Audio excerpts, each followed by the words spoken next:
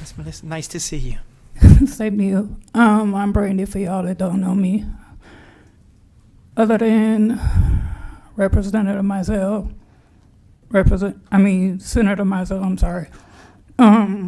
Representative Hughes, and I know Senator McMath in the previous years have discussed why we've been sitting here for 3 hours. The problems that have been in the media this year are nothing new. A couple of years ago when the people were in this committee, they said changes were gonna happen. We have a 2-year-old dead from his third fentanyl overdose. And more foster kids are being molested by their foster parents, and that's also not a first-time occurrence.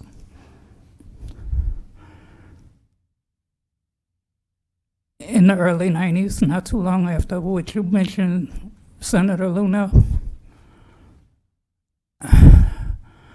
I was removed from school on a Friday afternoon for an allergic reaction to a bug bite. Foster kids are supposed to have their own rooms, or own beds. I slept in the living room. The year after, I turned my oldest brother in for molesting me in a house with grown adult men. Nobody said anything. When I filled out my card to talk, people got nervous. I love this current secretary. Even when in 2016, she got in front of a committee and said if the budget was cut, certain calls would get ignored. I wasn't too fond of that. We've been at odds a few times over different stuff because y'all are looking at a non-viable pregnancy because of the domestic violence and late-term pregnancy termination. I have a pretty much non-existent brain and skull right now, and I'm about to be 39 Monday. I just had a wisdom tooth extraction 2 weeks ago. Because of my medical condition, I had to deal with the post-op without pain medication. And I'm sorry, but I don't have the medical record I do with the experience I have. And I can't sit here and be quiet about the stuff that's going on because it literally irks me to my core. The conditions that these kids are being forced to stay in when they come out of trauma. Imagine somebody being sexually abused, going into a foster home where it continues to happen by their foster parent that was supposed to be guided by the state.